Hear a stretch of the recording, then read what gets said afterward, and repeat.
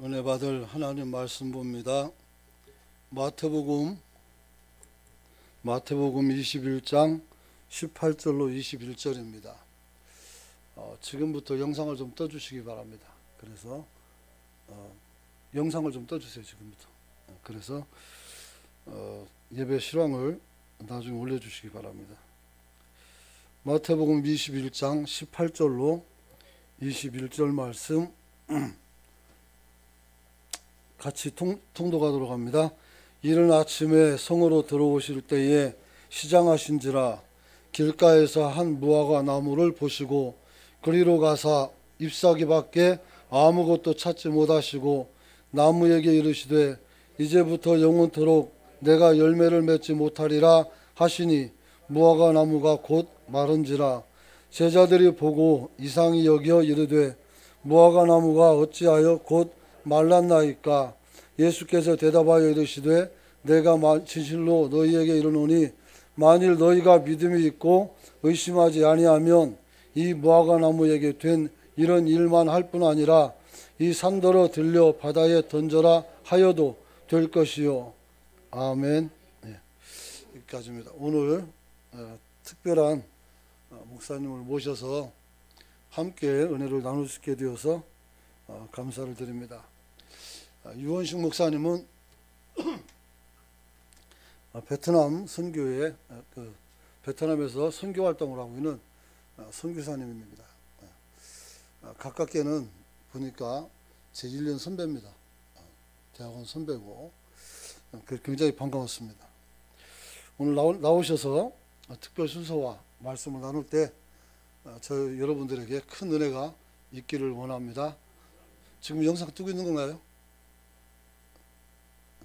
네, 그래요. 자, 마십시오.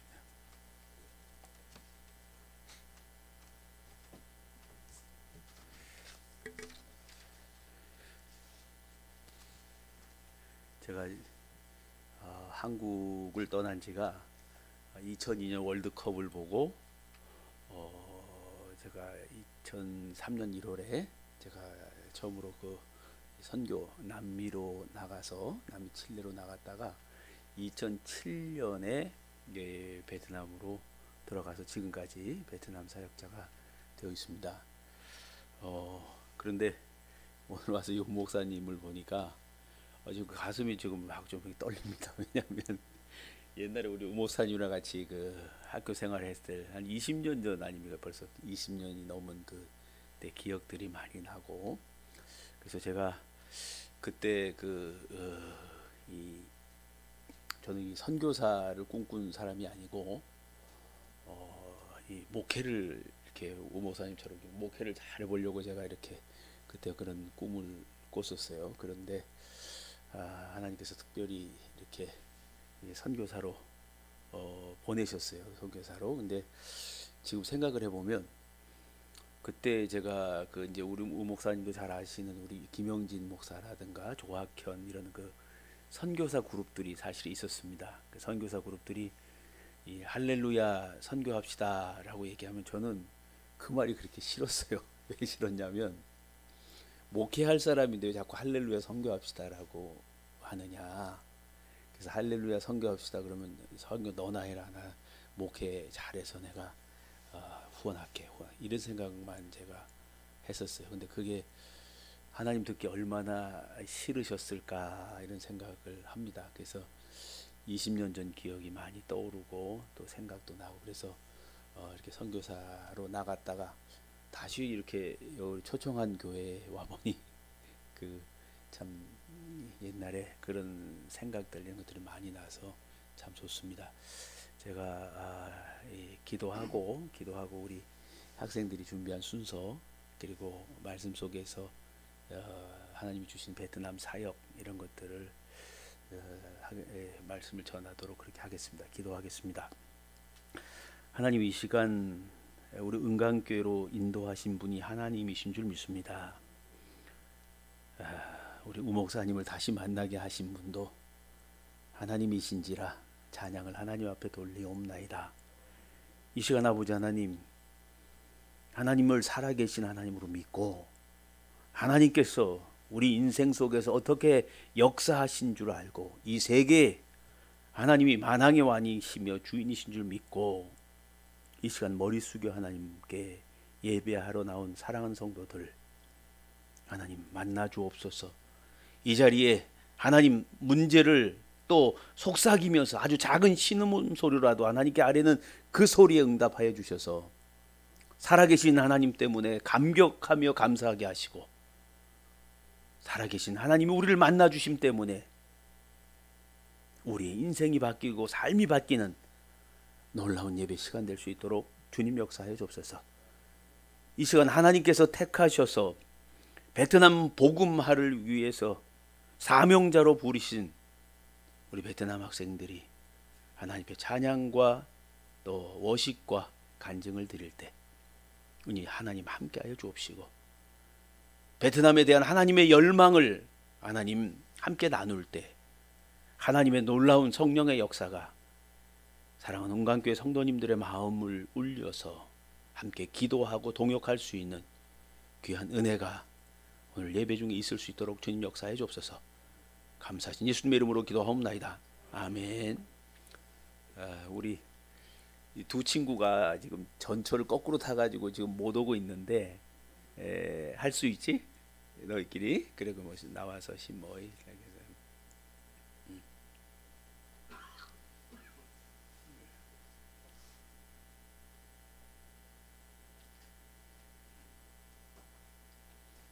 왜 야콥 디도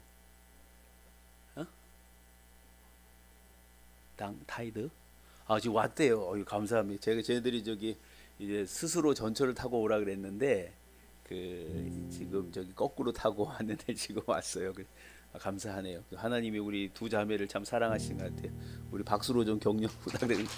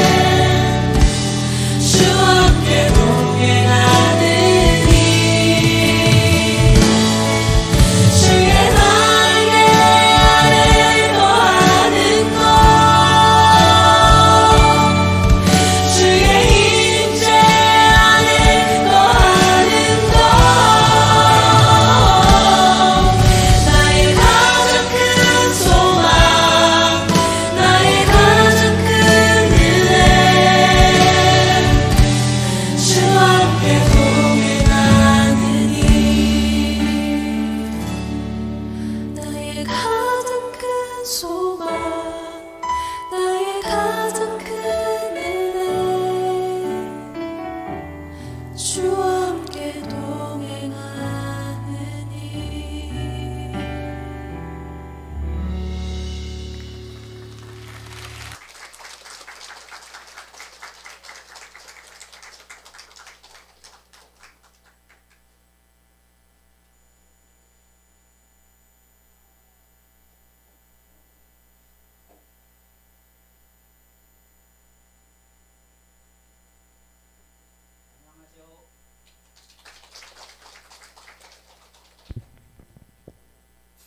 저는 고신대학원 사회복지를 전공하는 야곱이라고 합니다. 먼저 이렇게 은경교회에 와서 지난 시간 동안 저희들에게 주셨던 하나님의 은혜를 간증할 수 있게 되어 감사와 영광을 하나님께 드립니다. 저는 고등학교를 졸업한 후 신학대학교에 갈 생각은 없었는데 2017년에 하나님께서 비전153의 학장이신 유 목사님을 만나게 하셔서 신학 공부할 수 있는 길을 열어주셨습니다.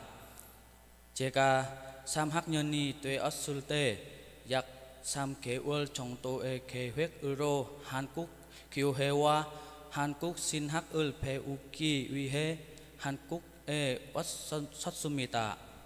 그런데 코로나로 인해서 하늘 길을 막히고 2020년 2월 6일부터 2021년 9월 2일까지 약 1년 7개월 동안 한국에 있었던 적이 있었습니다.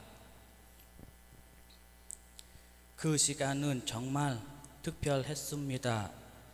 마치 광야의 이스라엘 백성들처럼 저희들도 지낼 곳은 찾아서 이곳 저곳을 다니면서 하나님께서 공급하시는 손길을 느낄 수 있었습니다.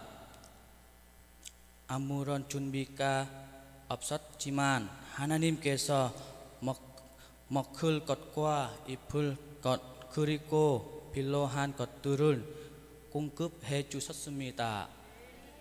하지만 밤이 되면 마음 속에 불안감과 공포심이 찾아왔습니다. 코로나가 점점 더 심해진다는 소식을 들을 때마다 사랑하는 가족을 볼 수 없을지도 모른다는 정말 절망이 저를 힘들게 했습니다. 친구들 중에는 심하게 향수병 앓는 친구도 있었습니다. 그러나 상황이 힘들어질 때마다 하나님께 기도를 하면 하나님께서 우리의 길을 열어주실 것이라는 확고한 믿음을 믿습니다. 작년에 9월 코로나가 극성을 불어서 일반적인 생각으로는 도저히 베트남에 들어갈 수 없는 상황이었습니다. 그때 주님께서는 일하셨습니다. 박항서 감독님을 만나게 하시고 특별기를 통해 베트남에 입국하게 된 것입니다. 하나님의 은혜로 베트남에 돌아가게 되었을 때 정말 기쁘고 행복했습니다. 하지만 베트남에 있는 시간 동안 계속해서 지워지지 않는 생각은 베트남 복음화를 위해서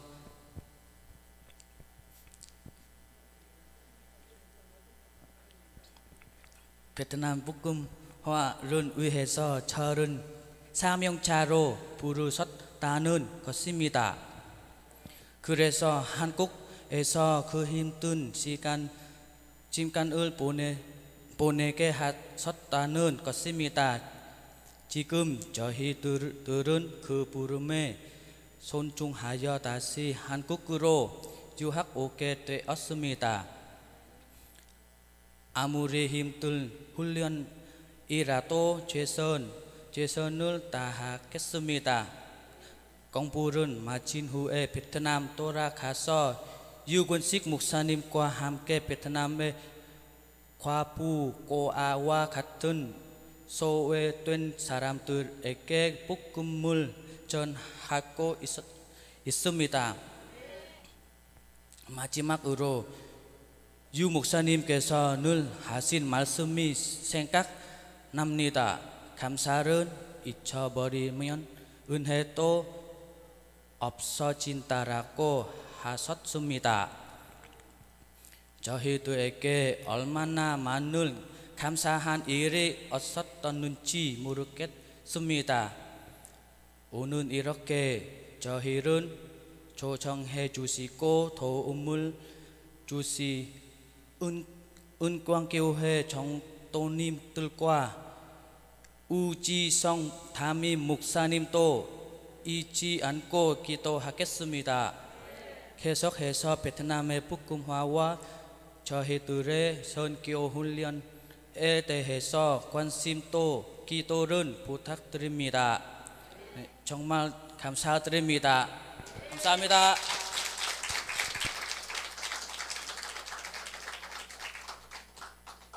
우리 이 야콥인데요. 야콥은 아버지가 목사님이십니다. 그리고 아주 그 오지 그 소수부족에서 이렇게 목회하시는, 그리고 핍박이 베트남에서 가장 심하다고 할 수 있는 그런 곳에서 하고 있는데, 보통은 이제 베트남의 자녀들이 아버지 부모님들이 뭐 감옥도 가고 이 핍박받는 걸 많이 봤기 때문에 목사가 될 생각들을 사실은 안 해요. 그리고 신학교 들어온 이유가 성경 공부 좀 하려고 들어온 거지, 이 목회나 선교사가 될 생각을 가진 사람들이 극히 드물었습니다. 근데 우리 간증한 대로 1년 7개월이라는 생활을 하나님께서 이쪽에서 억지로 그냥 막 떠돌게 하고 힘든 생활을 보내게 하면서 이렇게 사명자들을 만들었는데 그 19명입니다. 그래서 특별히 우리 은광교회가 우리 우 목사님께서 이 아이들이 이곳에서 한 3년 정도 선교사 목사 훈련 받고 다시 베트남으로 파송이 됐을 때, 파송이 되어 그 베트남 시골에 가서 정말로 교회를 세우고 베트남 복음화를 이루는 그런 일들을 할 것이라고 그렇게 스스로 다짐하고 있습니다. 그리고 사명자를 하나 불렀다는 생각이 있기 때문에 우리 은광교회가 우리 우 목사님도 관심 가져주셔서 이 아이들이 관심과 사랑에 의해서 진짜 선교사가 되는 겁니다.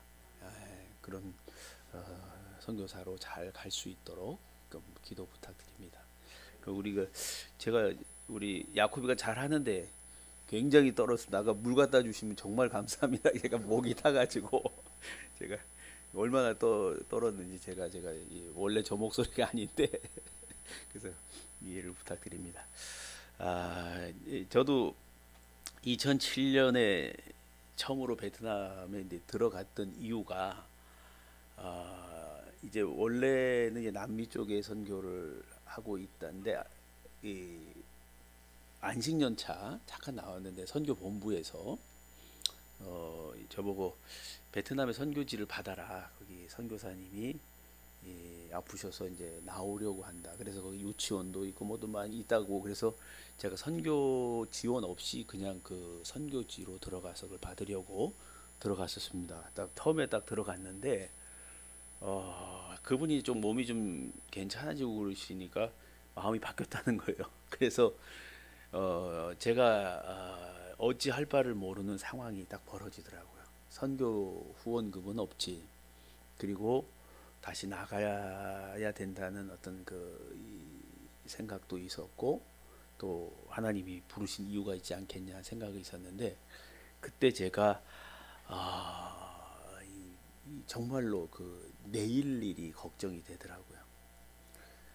제가 이 목회를 하면서 목회하다가 전 선교로 했는데 이렇게 강대상에 서서 수도 없이 이 성도들을 향해서 내일 일을 걱정하지 마십시오.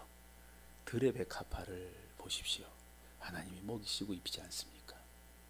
하늘 나는 새를 보십시오. 하나님께서 그들이 겨울에도 살찌우지 않습니까? 뭐 이런 설교들을 수도 없이 했었어요. 하나님의 이 고등 창조물인 우리 사람들을 안 먹이시고 안 입히겠습니까? 뭐 이런 설교를 했었는데 베트남에 딱 들어가서 상황이 어려워지니까 후원금은 없지, 돈 나올 때는 없지 않습니까? 그리고 어떤 상황을 개척해 나갈 수 있는 전혀 언어가 되는 것도 아니고 안 되니까 정말로 이 몸서리치게 내일이 걱정이 되더라고요. 그러면서 제가 강대상에서 그렇게 외쳐 설교했던 것이 정말 부끄러웠습니다. 사례비가 꼬박꼬박 나오고 교회에서 차를 대주고 이렇게 뭐 생활적으로 안정하니까 와서 내일을 걱정하시라고 외쳤는데 정말로 아무것도 없는 상황이 딱 벌어지니까 내일이 걱정되더라. 그래서 제가 하나님 앞에 하나님 정말 창피하고 죄송스러운데 내가 내일 일이 정말 걱정이 됩니다. 금식하면서 하나님 기도를 드렸어요. 제가 어쩌면 제 설교를 들을 때 앉아서 아멘아멘 했던 어떤 순수한 이름 없는 한 성도가 저보다도 더 큰 믿음이었을 거라는 생각을 제가 하면서 참 부끄러운 목사로 하나님 앞에 회개를 그때 많이 했었어요. 근데 그 기도가 끝나는 상황쯤 되었을 때 하나님께서 정말로 제가 예상하지 못했던 일들을 일으키셔서 지금 제가 여기까지 오는 계기가 됐습니다. 그때 당시에 정말 끼니 걱정하고 정말로 너무너무 어려워서 우리 아이들이 1년을 학교를 못 가고 한 이런 순간들이 왔을 때 뭐 많은 예가 있는데 한 예만 들면 어느 목사님이 이 캄보디아를 오셨다가 한번 베트남을 가볼까라고 베트남을 오셨어요. 그런데 그 목사님이 이 원래 타려고 하는 버스를 탔다고 생각했는데 잘못된 버스를 탔는 제 옆자리 버스에 앉으신 거예요.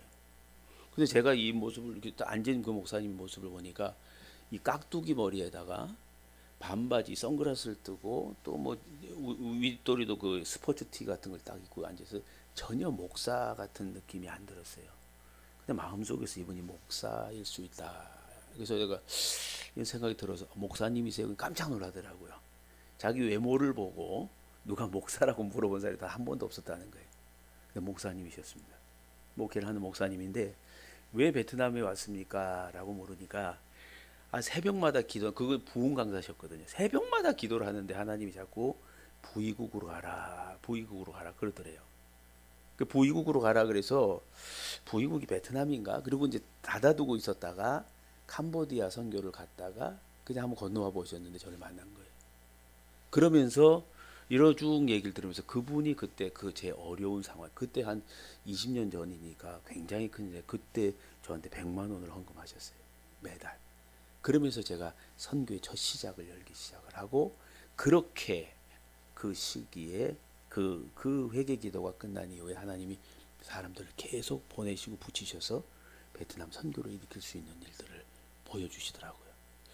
그게 이제 제가 처음으로 이제 겪었던 그 하나님에 대한 것들이었는데 두 번째로 한 세월이 한 7년 정도 흘렀을 때 제가 베트남에서 제일 하고 싶지 않았던 게 뭐냐면 신학교였습니다.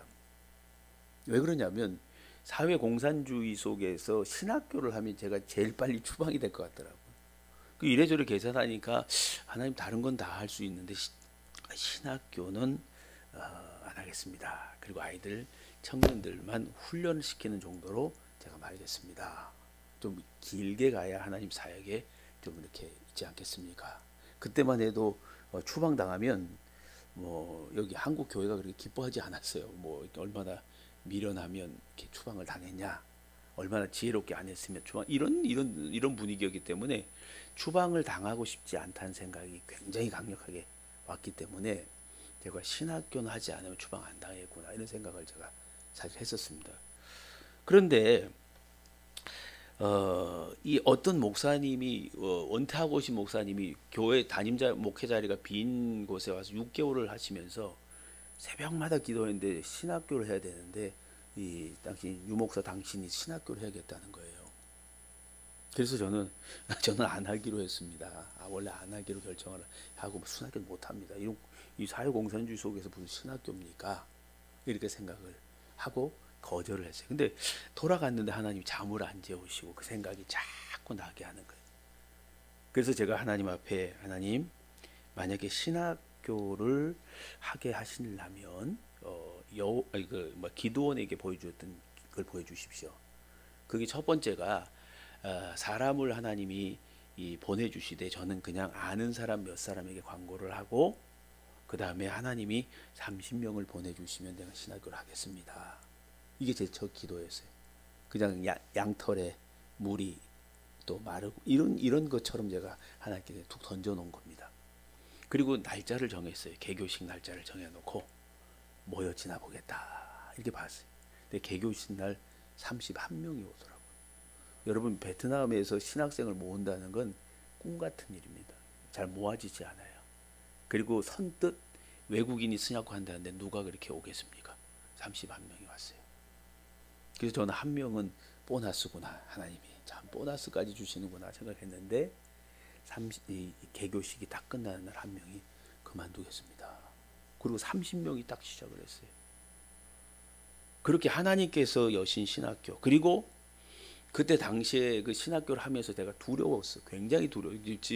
지금은 이제 두려움이 별로 없는데 그때만 해도 이 공안에 대한 두려움들이 굉장히 강했습니다. 왜냐하면 신학교 그렇게 그 개교식 했다고 저를 추적해가지고 한 뭐 몇 달 동안 계속 저를 쫓아다니고 막 그랬거든요. 그렇기 때문에 상당한 그 두려움들이 있어요. 그 사회주의 쪽에서는 지금 그 우리 다음 주에도 선교를 우리가 가는데 우리 아까 율동했던 우리 응아비라고 저기 응아봐 손 들어봐. 쟤네 저기 어머니가 목사님이세요. 근데 다음 주에 저희가 한 20명 정도 데리고 저희 교회를 가서 예배를 드리고 이제 아이들을 한 18가정을 방문해서 아이들에게 이제 기도해주고 아이들이 잘 자랄 수 있도록 이 장학생들을 이렇게 양성하는 게 있는데 굉장히 두려워하고 있어요. 왜냐하면 외국인들이 와서 가정을 방문하고 이러는 것들이 이제 대한 그래서 지금 뭐 계속 기도를 지금 사실 하고 있습니다. 왜냐하면 그런 일들이 많아져야 아이들이 힘을 얻고 뭔가 이렇게 일어나는데 그런 두려움들이 생긴다고요. 그런데 그런 이 상황 속에서 어쨌든 하나님이 여셨잖아요. 그런데 저는 신학교란 말을 정말로 몇 년 동안 못 붙였습니다. 뭐라고 했냐면 유학준비반이다. 이렇게 이 외형적으로 유학준비반이다. 그래서 이 아이들이 우리는 속으로는 신학생이고 겉으로는 유학준비반인 거예요. 그래서 얘네들한테 야 니네가 한국 갈 거야. 여권 만들 수 없는 애들은 못 들어와. 뭐 그냥 막 뱉어댔어요. 그게 정말로 그래서가 아니고 두려움 때문에 사실은 시작된 말들이었거든요. 근데 하나님께서 그때 당시 그렇게 비자를 내기가 힘들고 얘네들이 저희들은 100% 무료 교육을 합니다. 아이들에게 돈 받지 않습니다. 저는 그 돈 받지 않는 이유가 두 가지가 있어요. 첫째는 예수 그리스도가 우리에게 은혜로 구원을 주셨는데 100% 은혜가 아니고 만약에 99%고 1%는 우리의 공로가 들어가 있다면 우리는 1% 때문에 하나님께 할 말이 많을 겁니다. 나도 한 거 있지 않습니까? 근데 100% 은혜이기 때문에 그저 우리가 할 거는 감사밖에 없어요. 그래서 하나님의 은혜는 값으로 매길 수가 없잖아요. 왜? 우리가 한 게 없으니까. 그래서 십자가를 쪄도 우리가 전 인생을 드려도 그저 감사밖에 할 게 없습니다. 왜냐하면 100% 은혜로 우리가 구원을 받았기 때문에 그래요. 그래서 그런 원리로 저도 우리 학생들에게 어떤 그 모든 것을 다 해줍니다. 비행기 값부터 시작해서 먹고 자고 입고 다 해줍니다. 또 실제로 또 생활이 어렵고요. 소수부족들이고 목사님들 자녀들이고 이러다 보니까 굉장히 어려움들이 있습니다. 두 번째는 제가 제 자식들에게 돈 받지 않고 그들에게 사랑으로 먹이고 입히고 하면서 길렀는데, 부모가 자식에게 자식을 양육할 때 얘 잘 키워서 내가 돈을 얘한테 받아야겠다 이렇게 생각하고 자식을 키우는 사람 없어요. 예수님께서 하나님의 뜻대로 새로운 가족들을 만들어내셨잖아요. 그래서 저는 이 아이가 나의 자식이고 나의 가족이라고 생각하겠는데, 이 가족들에게 돈을 받는 게 말이 되냐, 이런 생각 때문에 저는 무조건 모든 것들을 은혜로 하게 합니다. 그래서 지금 현재 17명이 이곳에서 사는 것도 은혜로 살아라, 하나님의 은혜로 살아라, 이렇게 이제 제가 얘기를 합니다. 그런데 신학교가 이렇게 시작되고 난 다음에 저는 하나님께서 신학교를 잘 되고 굉장히 여러 가지 그 복을 많이 주실 줄 알았어요. 그렇게 시작을 했으니까. 근데 신학교를 하면 할수록 우리 지금 1기생, 2기생, 5기생까지 그리고 이제 이렇게 생겨나는데, 신학생들이 생겨나면 생겨날수록 제가 이 가중되는 어려움, 가중되는 또 빚, 이런 거. 왜냐하면 신학교를 하다 보면요, 월세를 내야 되죠. 그리고 아이들 먹이고 또 입히고 또 필요한 것들을 해야 되죠. 그러니까 늘어나는 게 빚밖에 없더라고요. 빚을 지는 것도 하나님이 하시는 일들이라 그것도 능력이라 할 수 있지만, 빚이 지면 질수록 이 목회자가 빚을 지면요, 정말 죽고 싶습니다. 갚지 못하는 것 때문에. 그런 마음입니다. 그런데 신학교 때문에 계속 빚을 지면서 하나님께 제가 이렇게 기도를 했습니다. 하나님, 그 하나님이 열어준 신학교라 내가 문을 못 닫겠는데 하나님이 제발 좀 신학교 문 좀 닫아주세요. 제 기도가 정말 간절히 신학교 문 좀 닫게 해달라는 거였어요. 너무 어려워서. 그러다가 한국 교회, 서울의 모 교회, 우리 우지성 목사님도 아는 목사님 같은데 그 목사님이 저희를 초청을 했어요. 30명을 무슨 그 뉴라이프라고 하는 그 이 집회에 참석하라고. 그래서 비자를 내서 이왕 간 김에 우리가 한국 신학과 한국 교회를 배우자 해가지고 가는 거예요. 그런데 그때 비자도 나오고 또 우리 학생들이 이제 가야 될 상황인데 비행기 값을 안 주시는 거예요. 비행기 값이 만들어지지 않더라고. 한 1,000만 원 정도 되는데. 그래서 하나님 앞에 그때 제가 화장실 들어가서 한 이틀을 그 하나님 앞에 기도하기 시작했습니다. 한 5시간, 6시간 기도를 했나 봐요. 그러면서 하나님 제발 좀 저 좀 죽여주세요. 제 목숨 좀 걷어가 주십시오. 내가 학생들에게 비자도 내고 꿈도 주면서, 야, 코로나 기간이지만 하나님께서 우리를 부르셨다. 우리 훈련시키려고 보낸다. 이러면서 데리고 나가려고 하는데 선교사가 어디서 1,000만 원을 구합니까? 그러니까 하나님 앞에 기도가, 하나님 저를 좀 걷어가 주세요. 제 목숨을 데려가면 모든 부분에서 제가 좀 자유로워지지 않겠습니까? 죽으면 끝 아니겠습니까? 그리고서 죽여달라는 기도를 그렇게 간절히 했었어요. 그런데 희한한 방법으로 하여간 하나님께서 비행값을 주시더라고요. 그때 당시에 여기 삼성에 다니셨던 어떤 분이 나와가지고 그 에스카레이터 회사를 하고 있었는데 그 뭡니까, 그 처남이 베트남에 들어와서 빠찡코를 하는데, 이 빠찡코를 해가지고 이게 뭐 돈 다 잃어버리고 막 그 불법 체류돼가지고 헤매고 있었는데 저보고 좀 그걸 좀 도와주라고 연락이 왔더라고요. 그러면서 이 목사님을 믿으니까 무조건 돈부터 보낼게요. 무조건 도와주세요. 그러고선 보낸 돈이 아이들에게, 물론 이걸 나중에 갚아야 되고 해결해 줘야 될 돈인데 하나님이 그런 방법을 통해서라도 돈을 주시더라고요. 그래서 그 돈으로 얘네들이 한국을 나왔습니다. 그렇게 한국을 나왔는데, 한국에 나왔을 때 저는 저기 코로나가 시작되고 했지만 하나님께서 우리를 나가게 하셨으니 다 살게 하시고 힘들게 할 것이다, 이런 생각을 가지고 있었어요. 근데 우리 아까 우리 야코비도 얘기를 했지만 잠깐 있다 갈 줄 알았어요. 잠깐 있다가.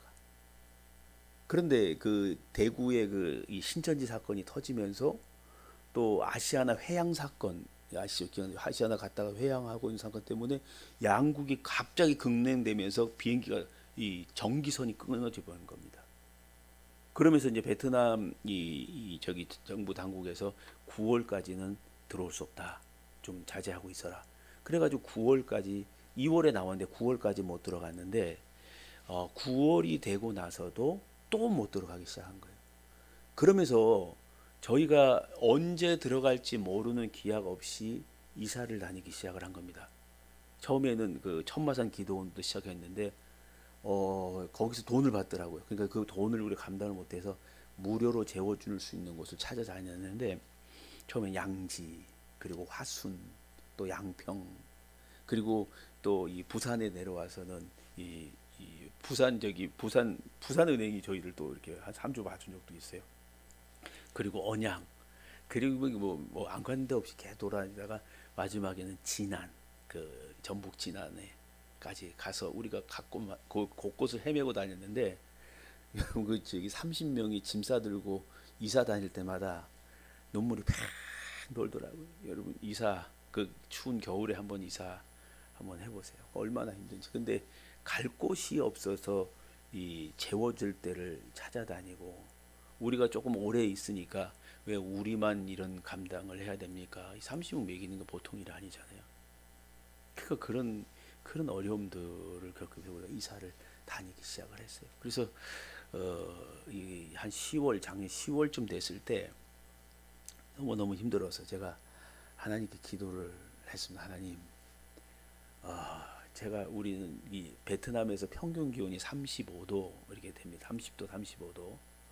근데 우리가 겨울을 지낼 수 없습니다. 예, 우리가 겨울을 지내는 건 너무너무 힘들어요. 근데 우리가 있었던 건 무진장, 진안 이제 그러니까 이 전라도 그쪽 이 지역에서는 제일 추운 곳입니다. 그래서 하나님, 제가 이 겨울만 되면 이 몸에서 돌기가 막 나오거든요. 시뻘건 게 나오고 그래가지고 겨울 지내는 게 너무너무 힘들어요. 두렵고 제발 겨울을 지나지 않게 하나님 도와주십시오. 겨울 지나지 않게 해주세요. 그런데 하나님이 마침 10월 말에 우리가 들어갈 수 있는 비행기표를 다 사게 해주신 거예요. 얼마나 감사하던지. 그런데 바로 우리 앞서서 들어갔던 사람들이 이 공항에서 데모가 시작된 거예요. 왜 데모가 시작됐냐면 처음에 60불로 그 격리 비용을 얘기했는데 갔더니 150불로 올렸다는 거예요. 그래가지고 그냥 공항에서 다 나자빠지니까 베트남 정부가 그걸 들어온 걸 수도를 시켜버리는 거예요. 우린 비행기표를 다 샀는데 그래가지고 비행기표 사고도 못 들어갔어요. 그 절망감, 여러분, 지금 말을 이렇게 해서 그렇지만 그 적막감 너무너무. 그래서 결국은 그 하나님이 그대로 응답하신 것 같았는데 그 겨울을 지나는 겁니다. 지난해 겨울이요. 그때 우리가 있을 때 기온이 영하 25도까지 내려가더라고요. 수도 올까봐 다 물 틀어놓고 그 겨울에 그 추워가지고 바깥에도 못 나가는 그런 겨울을 저희가 지냈습니다. 얼마나 춥고 얼마나 서럽고 외롭든지. 전 성격이 굉장히 이렇게 진취적인데도 우울증이 2번이나 오더라고요. 너무너무 힘든 시기가 오더라고요. 어떻게 해서 봄이 왔을 때 제가 이 봄에 그 5일장 열리잖아요. 그 지난 그 관촌에 5일장 열려서 그 열린 데 갔더니 그 묘종을 팔더라고요. 우리 아이들이 야, 묘종 사다 심자 하면서 옥수수도 사고 또 수박도 사고 감자도 사고 토마토도 사고 해가지고 그 기도원 주변에다 심었어요. 심으면서 하나님께 제가 간절히 기도해. 하나님, 이 열매는 제발 우리가 따먹지 않게 해주세요. 그냥 심게만 해주시고 따먹는 거는 이 기도원을 빌려주신 우리 이 목사님과 이 집사님들이 먹게 해주세요 라고 했는데 하나님께서 그 첫 열매를 우리 멍 손 들어봐. 얘가 그렇게 잘 가꿉니다. 이 가꾸는 걸. 저 녀석이 그 토마토를 해가지고 막 자기 목사님 이거 제일 첫 열매입니다. 드세요 갖고 왔는데 그걸 제가 못 먹었어요. 눈물이 핑 도는 거예요. 눈물이 핑 도. 하나님, 제가 우리가 심은 열매는 안 먹고 싶다 그랬잖아요. 그 열매를 저희가 따먹는 겁니다. 그러면서 하나님 정말 우리를 사랑하는 거 맞습니까? 이런 어려움 속에서 우리의 기도를 듣지 않고 계십니까? 그렇게 1년 7개월 그 세월들이 쭉 흘렀습니다. 그런데 그런 상황들을 지금 돌이켜 봤을 때, 돌이켜 보니까요, 우리가 1년 7개월 동안 제가 그런 말을 하면서도 생각을 해보니까 우리가 먹은 밥값을 한 끼당 2,000원씩 계산해 가지고 30명이니까 이 하루 3끼니까 90번 먹는 거 아닙니까? 그렇게 계산을 하니까 우리가 2,000원짜리만 먹은 거 아니거든요. 한 10,000원짜리도 먹고 막 그랬다. 그러니까 밥을 먹은 것만 1억 한 5천 먹었더라고요. 그러니까 그걸 정상적으로 하면 그건 2억 정도 가까이에 우리가 먹는 데만 그 정도 비용을 썼고, 그 다음에 우리 학생들이 힘들다 그랬지만 제주도도 갔다 오고 경주도 갔다 오고 서울에 저기 롯데월드도 갔다 오고 안 갔다 온 데가 없더라고 보니까.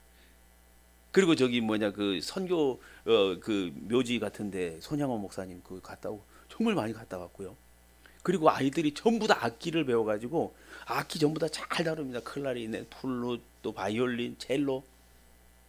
그리고 또 제가 이 아이들과 있으면서 얘네들이 이 우울해할까봐 아까 막 울고 그래요. 막 엄마랑 전화하고 울고 그러니까 어떻게든 뭘 해야 되겠어서 얘네들 데리고 한국어 공부를 가르치기 시작한 겁니다. 그래서 한국어 능력에서 토픽을 가르쳐 가지고 애들이 토픽 시험을 다 합격을 해서 한국 유학 올 수 있는 자격까지 여기서 다 딴 거예요. 그리고 또 신학교 교수님들을 모셔다가 못한 공부, 3학년, 4학년 과정을 못한 공부들을 신학 교수님 모셔다가 다 해서 여기서 신학교, 미국 대학 신학교까지 졸업을 다 여기서 다 시킨 겁니다. 그렇게 하게 하는 과정들이 있었어요. 우리는 되게 힘들었고 막 정말 과정 속에서 너무너무 힘들었는데 하나님은 돌이켜보니까 1년 7개월 동안 우리를 먹이고 입히고, 또 그때 당시 제가 그렇게 베트남 선교하면서 가졌던 빚들을 오랫동안 우리 목사님 동기 중에 이기범 목사님이 있고, 또 우리 또 이명태 목사 이런 분들이 20년 만에 저를 이렇게 만난 거예요. 같이 만나면서 막 설교 시간에 우시더라고. 내가 학교 다닐 때 당신에게 도움 받은 게 많은데 내가 그런 어려움들을 왜 나한테 얘기를 안 했냐. 그러면서 막 저를 막 돕기 시작해가지고 상당히 많은 빚들을 갚아주시고, 그래서 코로나 기간이 힘들었지만 하나님께서 그 모든 것을 고쳐주시고 회복시키시고, 또 17명, 19명이라고 하는 사역자가 생긴 거예요. 30명 중에 물론 11명은 없어졌죠. 자기의 길을 갔어요. 그러나 19명이라고 하는 사역자들을 하나님께서, 사명자들을 만들어내신 그런 일들을 하나님이 하신 겁니다. 베트남 한 명의 사역자를 만드는 것도 정말 힘든 나라입니다. 하려고 하질 않아요. 사회 분위기가 그렇게 압박을 주고 있는 곳에서 누가 그렇게 쉽게 하겠습니까? 그런데 하나님께서 1년 7개월이라는 세월을 한국에서 훈련을 시키면서 스스로 사역자가 되겠다는 결심을 하게 만드신 거죠. 하나님은 이렇게 일하신 그런 하나님이세요. 제가 이런 1년 7개월 동안 있으면서 보낼 때 제가 이런 말을 했어요. 가는 마지막 날 너희들이 이제 들어가면서 나랑 인연을 끊어라. 인연을 끊어라. 왜냐하면 너희들이 사명, 내가 너희들을 먹이고 입히고 그 모든 걸 돌봤고 4년 동안 졸업까지 시켜줬으니까 너희 길을 가라. 그러나 정말로 하나님이 너희를 사명자로 부르었다고 생각하고 그때 다시 와라. 고마워서는 오지 마라. 고마워서 사역자 되는 거 아니다. 정말로 하나님이 부르시면 와라. 그랬어요. 그런데 진짜로 19명이 신청을 하고 왔잖아요. 그런데 베트남 아이들이 그때 나올 때 전주대에 베트남 사람들이 유학을 가가지고 100명을 왔는데 100명이 다 도망가 버린 거예요. 그래가지고 영사관이 긴장을 해가지고 그때 비자를 안 주는 그런 분위기입니다. 베트남 학생들 유학 가는데 비자를 안 주는 거예요. 얼마나 기도를 많이 했는지 몰라. 그리고 얘네들에게 계속 그 모든 서류를 갖췄는데도 비자를 안 주려고 그래요. 저한테 막 2번씩이나 영사 가서 전화가 왔어요. 그래서 내가 책임진다. 목숨을 건다. 내가 해줘라. 그러면서 계속 기도를 했어요. 결국은 한 명도 낙오되지 않고 모든 아이들이 비자가 나왔습니다. 그런데 여러분, 제가 말했죠. 얘네들은 은혜로 산다. 얘네들 아르바이트 하지 않습니다. 전부 다 교회 사역자. 교회 선교사, 전도사로 나가서 훈련 받습니다. 그리고 평상시에는 이 기도하고 성경 보고 자기의 어떤 뭐 일반 공부하고, 방학 때는 우리 우 목사님도 가르치셨지만 이 방학 때는 아이들을 이 목회자 훈련을 합니다. 그래서 얘네들이 졸업하면 이 두 가지 그 석사가 되는 거예요. 하나는 일반 석사, 하나는 목회학 석사가 됩니다. 왜냐하면 이 목회학 석사를 만약에 정상적인 여기 한국의 대학을 다니면 홍안들이 리스트에 올립니다. 그래도 그때부터 관리가 들어가요. 그래서 이제 좀 위장하기 위해서 과는 일반 학과를 다니지만 다 신학생들인 거예요. 미국 대학이랑 해가지고. 그래서 방학 때는 얘네들 신학 공부하고, 얘 굉장히 방학 때가 더 힘들 정도로 훈련들을 많이 받고 있습니다. 그러면서 또 이 대학에 들어가서 전도자가 되어서 전도 훈련을 하는 그런 일들을 합니다. 그러니까 지금 제가 볼 때 베트남에서 예수를 믿어야 될 사람들이 예수를 안 믿으니까 하나님께서 한국으로 보낸 사람들이 많아요. 한 20만 명이 베트남 사람들이 여기 한국에 와 있답니다. 근데 그 사람들 누가 전도할 거예요? 그래서 제가 아이들에게, 야, 너희들이 여기 온 이유 중에 하나가 베트남 사람을 전도해야 된다. 그렇게 해야 된다라고 했더니, 그래서 우리가 베트남 교회가 필요하고 센터가 필요하다 그러는데, 저번 주 금요일 날 어느 집사님 부부가 굉장히 지금 상황이 어려운데 열쇠 꾸러미를 갖고 오셔서, 선교사님, 저희의 꿈이 20년부터 기도했는데 교회를 세우고 선교센터를 하나 하는 거였습니다. 그렇지만 지금 경제가 어려워서, 저희가 너무 어려워서 원래 있던 그 건물을 팔았습니다. 그래서 거기서 월세가 350 나오는데 그거 다 버리고 이걸 사서 드립니다. 우리 그 대학 고신대 밑에 센터를 하나 사가지고 우리한테 줬어요. 그래 그곳에서 저희가 지금 이 리모델링을 또 해야 되고, 물론 비용은 없죠. 그리고 거기서 교회를 세우고, 또 거기서 이제 학생들 훈련하는 커피숍이 하나 들어서고, 2층에 남자 기숙사, 3층에 여자 기숙사, 이런 일들을 지금 하게 하려고 합니다. 그러니까 하나님께서 그렇게 나올 때 그런 상황의 것이 없었는데 그 일을 하고 계시는 거예요. 여러분 간순히 생각해 보세요. 지금 이 학생들이 지금 이 한 학기에 고신대에서 50%를 해줘도 한 학기에 월 200만 원씩 들어갑니다. 아니, 한 학기에 학비가 200만 원이에요. 400만 원인데 월 깎아. 그러면 1년에 400만 원 아닙니까? 보험료, 생활비, 교통비 이런 것들 다 따지고 나면 얘네들에게 한 달에 들어가는 돈이 한 1억 5천 정도 됩니다. 선교사가 돈이 어디 있어요? 선교사가 돈이 어디 있어요? 그리고 이런 많은 돈들을 댈 수 있는 교회들이 또 얼마나 있겠습니까? 그런 후원을 얼마나 할 수 있겠어요? 그런데 제가 이런 상황 앞에서 내가 어떻게 해야 되는가라는 생각을 한번 해봤어요. 한 번만 이제 이 생각을 한번 정리를 해보시죠. 제가 이렇게 쭉 간증을 하면서 말씀 속에서 하나만 좀 이 정리를 좀 해보고 싶은 내용이 있어요. 몇 가지만 한번 같이 생각해 보십시다. 제가 우리 학생들한테는 이미 다 얘기를 하고 해봤어요. 하나님 어디 계시니? 하나님 어디 계시니? 라고 하면 베트남 사람들은 보통 하나님이 내 마음속에 있습니다 라고 그렇게 얘기를 해요. 하나님, 그래서 제가 이렇게 얘기를 합니다. 만약에 하나님이 너희 마음속에 있다면 네 마음이 그만큼 깨끗하니? 하나님을 모실 만큼 깨끗하니? 이렇게 묻습니다. 아니요. 그러면 너희 마음처럼 더러운 곳에 하나님이 계시지 않니? 자, 그러면 하나님이 마음속에 있다면 내가 죄를 지려고 내가 죄 짓는 곳에 가면 하나님 어디 계시니? 죄 짓는 곳에 같이 있는 거야? 이렇게 묻습니다. 그러면 내가 자동차를 타고 가다가 사고가 났어요. 그러면 자동차를 타고 갔을 때 내 마음속에 하나님은 사고 날 때는 어디 계신 거예요? 내가 아플 때는 하나님 어디 계신 겁니까? 내가 화장실 갔을 때 하나님 어디 계신 거예요? 내가 고독해서 울고 있을 때 하나님 어디 계신 겁니까? 내 마음속에 있으면은, 내 마음속에 있다면 하나님이, 내가 슬피 울고 있는데 하나님이 내 마음속에 있다면 그게 다 해결이 되어야 되는데 안 되잖아요. 그래서 하나님이 마음속에 있는 게 아니다라는 거예요.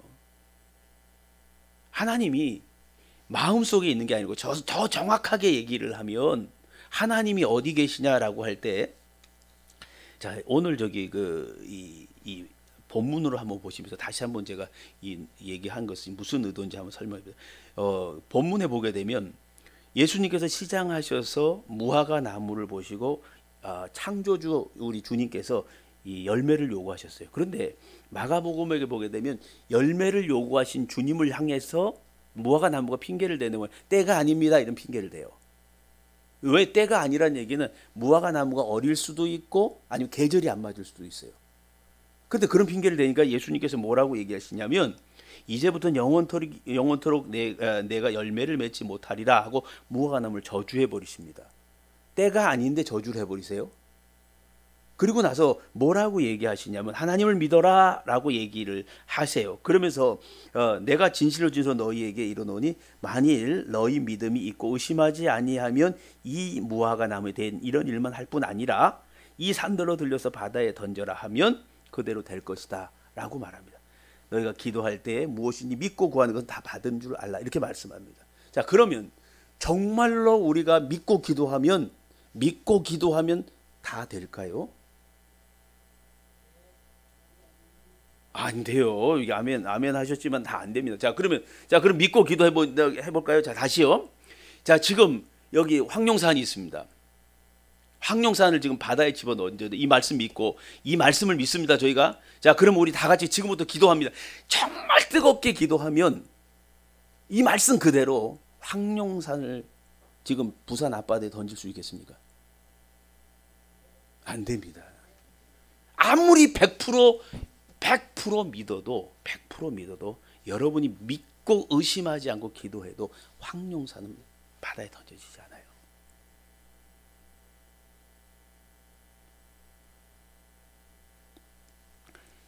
보통 그런데 그러면 우리가 이 말씀이 잘못된 걸까요?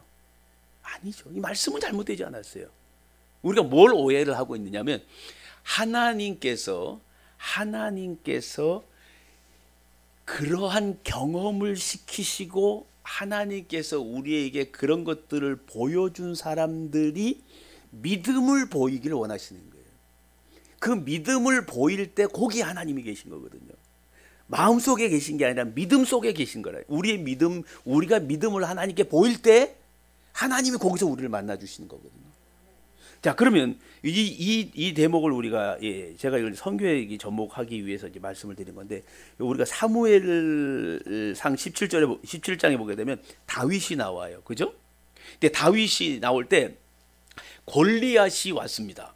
그 골리앗이 딱 왔을 때 이스라엘 백성들 중에 하나님 안 믿는 사람이 있었습니까? 다 믿었어요. 다 믿었는데 다 믿으면서 그들이 뭐라고 하나님 내가 하나님을 믿는데 왜 우리에게 이런 골리앗 같은 이런 걸 주십니까? 하나님, 내가 하나님을 믿는데 왜 우리에게 이런 코로나를 주셨습니까? 내가 하나님을 믿는데 왜 하나님 우리 교회에 이런 어려움을 주셨습니까? 내가 하나님을 믿고 있는데 하나님을 믿는 우리가 왜 우리 가정이 이렇게 어렵고 우리에게 자녀는 이렇게 불행한 일이 벌어지고 왜 이런 일들이 벌어집니까? 골리앗이 나타났을 때 이스라엘 모든 백성들은 하나님을 믿고 있었단 말입니다. 그런데 다윗도 하나님을 믿었는데 다윗은 골리앗 앞으로 나아갈 때 다윗에게 하나님이 나타난 줄 아세요? 다윗에게 하나님이 나타나셔서 다윗아, 네가 골리앗을 이길 것이다, 이렇게 얘기한 게 아니에요. 다윗이 어떻게 얘기를 하기 시작하냐면, 우리가 보면 이제 17장 44절에 보면 다윗이 이렇게 말해요. 다윗이 사울에게 말하되 주의 종이 아버지의 양을 지킬 때에 사자나 곰이 와서 양떼에서 새끼를 물어가면 내가 따라가서 그것을 치고 그 예비에서 새끼를 건져내었고 그것이 일어나 나를 해하고자 하면 내가 그 수염을 잡고 그것을 쳐 죽였나이다. 주의 종이 사자와 곰도 쳤은즉 살아계신 하나님의 군대를 모욕한 이 할례받지 않은 블레셋 사람이리까 그가 그 짐승이 하나와 같이 되리라, 이렇게 말합니다. 다윗이 지금 보고 있었던 게 뭐냐면 하나님이 과거에 다윗에게 경험시키시고 보여주시고 주셨던 은혜에 대해서 믿음을 보이는 겁니다. 이스라엘 백성들이 왜 광야에서 다 죽은 줄 아십니까? 하나님께서 홍해를 가르게 하시고 10가지 대항을 통해서 그들을 끄집어내주고 목이 말라 할 때 물을 반석을 쳐서 물을 내주시고 하는 이런 모든 일들을 하나님이 해주셨는데 어려움만 닥치면 믿음은 보이지 않고 원망만 하고 있는 거예요. 만약에 제가 베트남에서 그 어려운 순간에 하나님이 저희를 보여주셨잖아요. 제가 간증을 했잖아요. 그러면 똑같은 어려운 상황, 아니 더 힘든 상황이 들 때 내가 해야 될 건 뭐냐면 과거에 하나님이 우리에게 보여주셨던 그것들을 믿고 지금 내가 믿음을 보여야 되는 거거든요. 홍해는 하나님이 말씀으로 갈라서 건너갔지만 요단강은 어떻게 건너갔어요? 첨벙첨벙 어깨까지 물이 찼을 때 하나님이 요단강을 갈라주셨거든요. 그러니까 결국 하나님께서 우리에게 말하는 게 무엇이냐면, 자, 믿음이 없이는 하나님을 기쁘시게 하지 못하나니 하나님께 나아가는 자는 반드시 그가 계신 것과 또한 그가 자기를 찾는 자들에게 상 주시는 이심을 믿어야 하나님을 만날 수 있다는 겁니다. 그렇기 때문에 결국 저는 이제 감히 하나님께 이렇게 얘기해요. 베트남 복음화를 우리에게 맡겨주세요. 되게 웃기고 좀 건방지고 교만스러운 기도가 하죠. 그렇게 기도합니다. 왜 그러냐면요, 하나님 그 어렵고 힘든 시기에 하나님 우리를 도우셨는데 베트남 땅이 아무리 어렵고 힘들어도 우리가 그것을 하겠습니다. 저희 꿈이 뭐냐면요, 베트남의 153개의 이 한글 카페 153 교회를 세우는 겁니다. 베트남은 사회주의라 교회를 허락해 주지 않아요. 우리 아까 손으로 응합이네 교회도 되게 오래돼서 지금 몇 년, 응합은 몇 년 됐냐 바우준아, 교회 세운 지가? 지금 7, 8년 됐는데 아직도 허가를 못 받았어요. 그러니까 허가를 안 주는 거, 예배 드리고도 있는데 막 계속 압박만 주고 있는 거예요. 그래서 제가 우리는 그러면은 십자가 없는 교회를 만들자. 그래서 베트남 어느 시골에 가도 커피숍 없는 데는 없거든요. 그러니까 우리는 스터디 카페처럼 만들자. 그래서 이 학생들이 앞으로 여기를 졸업하면 선교사로 파송받아서 제가 초등고 학교가 있는 그곳에다, 그 옆에다 땅을 사주고 그 옆에다가 교회를 지어준 한글 카페 153 스터디 카페를 지어주고 얘네들이 그곳에 가서 선생님이 되는 겁니다. 한글 가르치는 선생님, 컴퓨터 가르치는 선생님, 악기 가르치는 선생님이 되어서 초등고 학생들을 대상으로 그 아이들에게 복음을 전하기 시작하면 그 아이들이 10년 후에 15년 후에 베트남의 복음화를 이루는데 초석이 될 것이다. 그래서 저희는 초등고 학교가 있는 그곳들에서 교회를 한 153개를 세워서, 저희가 비전 153이니까 그걸 꿈꾸면서 지금 가고 있어요. 153개 생각하면 여러분, 하나 생각하면 저거 하나의 땅값이 1억인데 교회 지면 1억인데 그럼 한 2억씩 하면은 153개면 얼마야? 이렇게 계산하면 믿음이 없는 겁니다. 선교사가 돈이 있어요.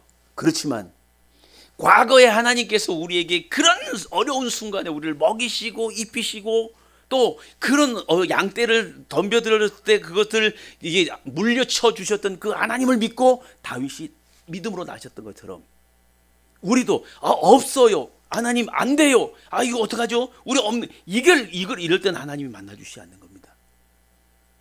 하나님 과거에 우리 은광교회를 먹여주시지 않았습니까? 하나님 그 힘든 코로나 시기를 하나님께서 이기게 하시지 않았습니까? 하나님 과거에 제가 암에 걸리고 힘든 상황에 하나님 만나주시지 않았습니까? 지금 어떤 어려움이 와도 저는 믿음으로 하나님의 능력을 기대합니다. 베트남 복음화는 그렇게 이루어질 거라고 믿습니다. 우리 19명의 학생, 내년에 또 10명 들어와요. 그 29명. 또 내년 후년 또 10명 들어옵니다. 그 아이들이 베트남 복음화를 이루는데 여러분이 힘이 되주시고 기도해 주시고 관심 가져주시기를 주님의 이름으로 부탁드립니다. 기도하겠습니다. 하나님 아버지, 사람은 자꾸 할 수 없다라고 합니다. 그러나 주님은 자꾸 할 수 있다. 너의 믿음을 보여라. 과거에 그렇게 힘든 시기에도 너희를 돌봐주지 않았느냐라고 말씀하고 계십니다. 하나님, 은광교회 사랑하는 성도들, 주님의 말씀을 믿고 과거에 우리를 그렇게 움직이게 또 우리를 어려운 상황에서 건져내셨던 그 주님을 믿고 지금의 어려운 상황 앞에서 믿음을 보이게 하여 주옵소서. 우리 베트남 학생들 주님께서 부르신 소명을 잊지 않고 베트남의 복음화를 함께 이루어갈 수 있도록 주님 역사하여 주옵소서. 감사하신 예수님의 이름으로 기도하옵나이다. 아멘.